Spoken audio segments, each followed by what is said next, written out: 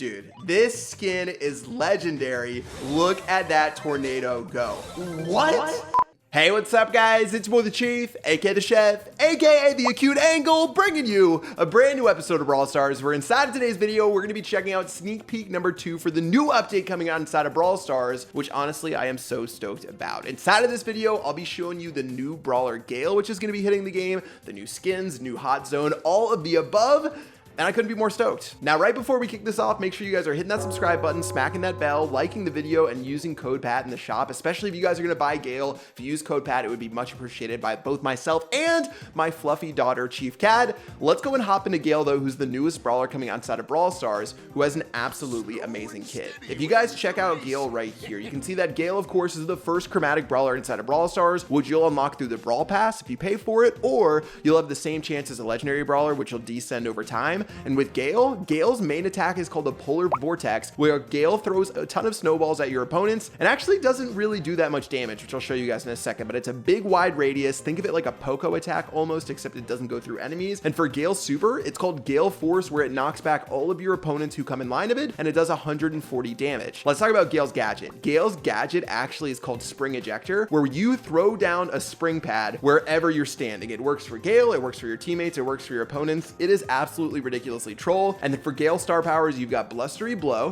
which ends up stunning brawlers whenever you use your super and blow them backwards if you hit them into a wall. And then of course, Second Wind, where if your teammates run into your super, they're gonna get a movement speed boost. Gale's crit's crazy. Let's go and get into a battle and show it off. So hopping into our first solo showdown match with Gale. Like I said, Gale is not a high damage brawler. Let me say this again. Gale is not a high damage brawler. If you're looking for someone who does crazy damage like Jackie or an 8-bit or someone like that, you're not going to find that with Gale. But what Gale is, and from what I can tell from playing Gale so far, Gale is a support based brawler based like a Poco, where you do okay damage, but most of your value comes through other areas. I mean, look at this. With Gale, you throw 5 snowballs with your main attack, and the most you can hit on a single person is 3. 3 out of the 5. That is the most you can hit on any brawler or object using your main attack. That's only with 0 power cubes, like 1200 damage. And oh, by the way, it's almost impossible to hit all 3 of your snowballs onto someone every single time. It's pretty difficult, actually. Most of the time, you're gonna end up hitting 2, and that's gonna be like less than 1,000 damage per shot. I mean, you'll see inside of this solo showdown match, but as I try to get more and more powerful, it just gets a little bit of a trouble. But anyways, let me show you guys Gale's gadget right now, which actually just cracks me up. Again, more support based, throws down a launch pad to where you can make insane plays with your teammates, throw everyone on the same launch pad and launch them across the map, guys. That is where Gale is truly going to be powerful, being able to make these plays to where you can support your teammates. I mean, imagine if you can do that with a Bull and a Shelly and just jump right on top of the gem carrier. This is where Gale's going to find power, and I haven't even showed you guys Gale's super yet, which again is another part of Gale's versatile kit. So as we run on in right here, you've got your super, and look at the range of this bad boy. Not only that, it goes over walls as well. You're going to be able to throw your attack, and if you knock people into walls like that when you have your star power, it's actually insane. It's going to be able to stun them against the walls, which is broken. By the way, look at that launch pad right there, which is sort of hilarious. Rico's going to end up taking a big fat L right here. We'll finally be able to take that Rico out. GG, well played. So you probably got an idea from that battle what I was talking about. With Gale, you are not going to be doing crazy damage. Gale is not going to be a great brawler for that type of 1v1 potential. Sure, you can definitely outplay opponents using your super and using everything else, but realistically, Gale is going to be that brawler that with a tandem and other teammates is going to be able to put in work. Think of someone like a Max with Max's speed up, Poco with Poco's heal. These are types of abilities that benefit your entire team. And when you have Gale with your super, where you can save your teammates and knock enemies backwards, where you can use your launch pad and legit just fling your way onto opponents, which by the way, the launch pad goes in the direction that you're facing whenever you click your gadget. These are where you can make crazy plays. Look at this. I'm gonna just shoot her Shelly. Okay, that's actually sort of toxic right there, guys. You're gonna be able to use that against teammates, and it's gonna get a little ugly right here. But like I said, move people out of the way, try to help your teammates, try to keep people from going down, and that is where Gale's gonna have value. My first feedback on Gale, again, you might not know this from Gale's damage, but I think Gale is really strong. Gale feels really strong right now just to the versatility that you're able to get with Gale from using your super, from using your gadget and elsewhere. If you don't have a maxed out Gale and you don't have Gale's gadget or Gale's star powers, okay, it's gonna be a little bit less useful, but when it comes to a maxed out Gale, Gale's going to be a complete beast, and especially in the professional scene where you're playing with players who really know what they're doing and they're not auto-aiming with Shelly. I've been guilty of that once or twice. That's where Gale is going to absolutely pop off. and where Gale's gonna be pretty OP.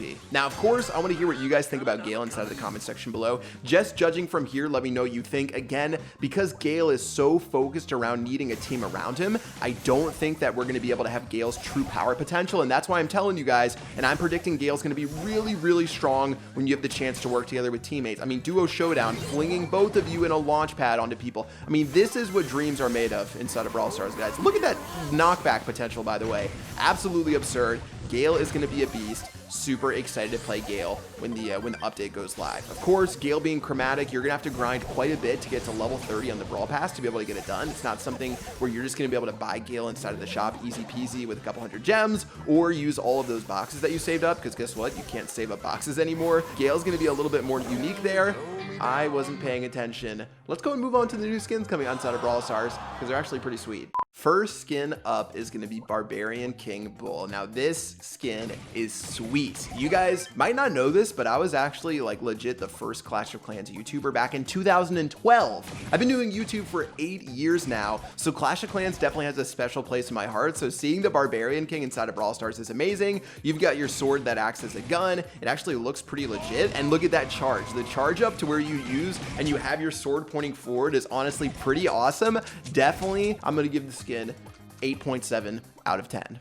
By the way, Barbarian King Bull is completely free for Supercell's 10th birthday. Let's go. So for skin number 2, we're going to be seeing inside of this new update, it's going to be Trader Gale. Of course, every new brawler when they released has to have a new skin. You guys know how it goes. With Trader Gale, you've got your little commodities or whatever. Honestly, it looks like you're just some sort of trader. But the one interesting thing about this skin is that it is exclusively available through Brawl Pass. If you don't get Brawl Pass, you can't get this skin, and you unlock this skin at rank 50 inside of the Brawl Pass. You get Gale at rank 30, you get this skin at rank 50. You must get Brawl Pass to get this skin. Personally, for me, doesn't seem anything too crazy. Let's see what our, yeah, I mean, your little pushback looks like, which looks sort of interesting right there. Oh, by the way, Launchpad of Justice. Not bad. Getting into the paid skin in Brawl Stars, the first one that costs 150 gems is Rogue Mortis. That's right, we're getting another Mortis skin, which I am so stoked about, guys. And Mortis with his like Skimtar, it looks like it's like, you know, sort of a Prince of Persia type Mortis, which obviously fits in with the new environment inside of the game with Terra's Bazaar. Mortis looks like an absolute beast. And as we check out this super, guys, you get a tornado? What? Yo, that is sick. I have not seen this skin in action. That is beautiful. Look at that tornado right there. Dude, this skin is legendary. Look at that tornado go. What? Mortis is broken. Mortis is broken. Gadget doesn't do anything crazy. GG, well played.